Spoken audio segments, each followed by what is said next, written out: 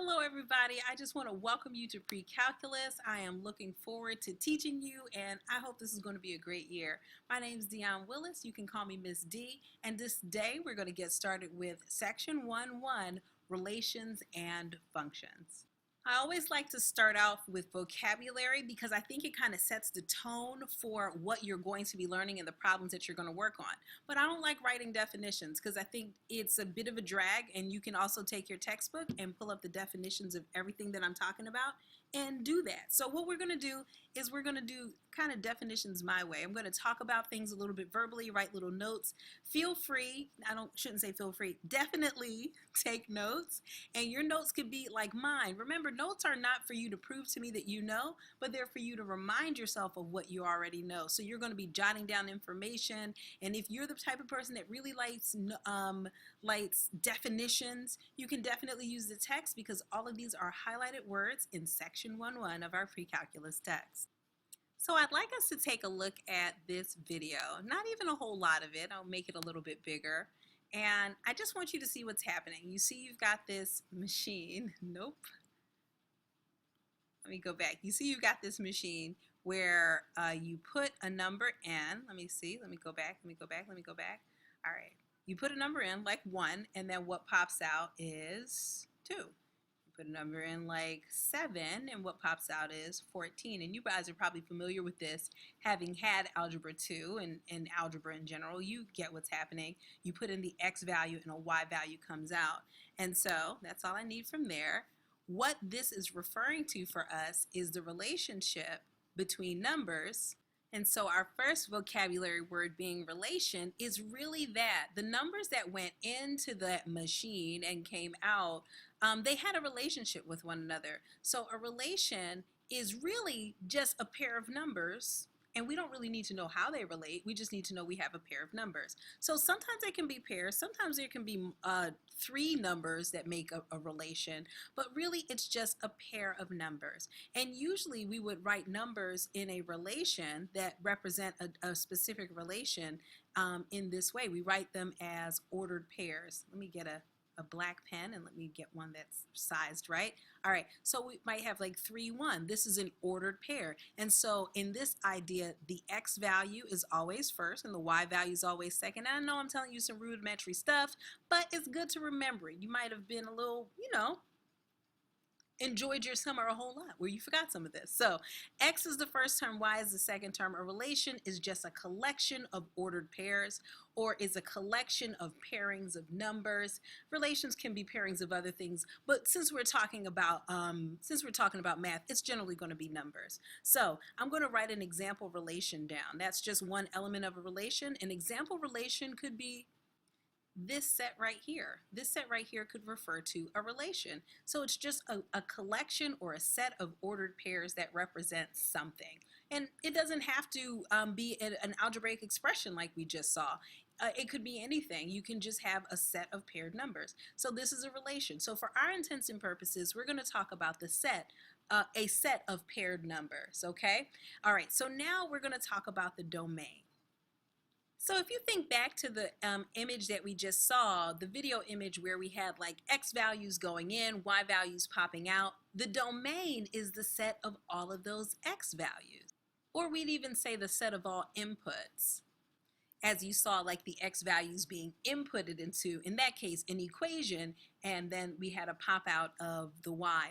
So if we were to look at this relation that we have up here and write it as a domain, or write the domain, the set we would write would be the set of the numbers 3, 2, 4, and -3. If you notice, there's 5 elements here, 5 ordered pairs in the relation, but 2 of them has this 3 at the beginning, and therefore I'm not going to write 3 twice because it's the same element. So the domain is that, all right? So that's the domain. Next, we're going to talk about the range, and what the range is, the set of all y values, or the set of all outputs.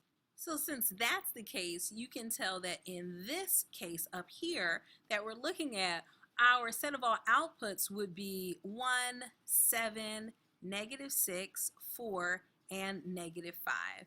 And so you can see we have more outputs than inputs. So that means one input gave us two outputs, and we'll talk about what that means in just a moment. So we've got relation, domain, and range. All of this is cool. Next, we've got these really cool words, abscissa and ordinate. To explain these two vocabulary words, you remember how like the x values and the y values always going this way? I always say it's alphabetical order, x comes before y. Well, the x values are considered the abscissa of a point or of one of these elements, and the y value is considered the ordinate. And again, if you forget that, I like to try to use little tricks. Let me try to use a pen instead here. A comes before O in the alphabet, X comes before Y in the alphabet. Not that bad. So now we have function, and this is when things get exciting, and this is what we're really studying. So a function is a special type of relation. And a relation in layperson's terms, I'm just being really relaxed with this again, a function in layperson's terms is a relation such that each x is paired with exactly one y, all right? We need to think about what this means, and I think it'll be a good time for us to think about different ways to visualize a relation. So I'm going to do that now and talk about a function. So remember this relation that we started off with? Looks pretty good. This is writing the relation as ordered pairs. But we can also write relations in a mapping sort of way. And what that would look like is you would take all of the elements of the domain, right? Remember, the domain is the set of all x values, and all the elements of the range, and that's the y values. And so I'm just going to put them in there. So I've written the entire domain and the entire range of our relation, and then you literally map them together. So you see the pair that goes together is 3 and 1. So that's a line 2 and 7. That'll be a line 4 and -6. Boom, -3 and -5. But here 3 and 4 go back together again, okay? So this is a mapping of the situation. I'm going to write mapping down really quickly. And we have another way of organizing this, and that would be in a table. And basically, I took each of the points and just put the x value and the y values side by side, separated by this line. You should probably be familiar with the table. And the final way we're going to talk about is graphing it, okay? So we're going to graph it on the xy axis. So let's take a closer look at our graphing situation. We have the x-axis, y-axis, positive values to the right, positive values up, negative values to the left, negative values down. I know I'm going through stuff you guys know, but I just want to make sure we're all on the same page, so bear with me. All right, so what we would do now to represent this relation that we have here in green in ordered pairs, here is a mapping, here is a table, is we're going to plot the points, and we're going to start off by looking for the x value. So we have 3, then we go up to 1, and then that's a point, and that point is represented as an element, one of the ordered pairs of our relation. And I'm going to quickly do the next 2, then 7, 4, then -6 down here, 3, then -4, 3, -4 right here, and then -3, -5. All right, so you guys see what I've done. I plotted the points. Let me make them look a little bit bigger so you guys can feel confident that you can see exactly what's going on. So I'm making the points nice and roundish and bigger. Okay, there. So we have these points. This graph also represents our relation. So let's get back to our definitions where we were talking about functions. So I have that a function is a relation such that each x is paired with exactly one y. There's a couple ways of saying it. You can say that a function is a relationship where every element of the domain is mapped to exactly one element of y. What this is saying is that for every x, there's got to be exactly one y. And that's why I check these guys, because here's the problem. For this x, it has 2 different y's. 3 is with 1 and 3 is with 4, and that's a no-no. That's not possible. So this relation that I have here is not a function because of that situation. All right, so a function has to have the integrity where each x only gets one y. And so we will see in what we're going to call the vertical line test. Oh, that's not how I meant to do that. We're going to see in what I'm going to call the vertical line test exactly how that manifests in terms of a graph. So I'm going to go back to our other page over here, and I'm going to, let's make this nice and big so we can see it. I'm going to focus in on the graph. So the vertical line test basically says if you can take the graph of your relation and you draw lines all through it, vertical lines perfectly straight, and those vertical lines, each one only hits at most one point on your relation, then you have a function. Okay, that was not the best line, but you guys knew what I'm going for. Remember what I told you the problematic values were? The problematic elements were 3 and 1 and 3, -4.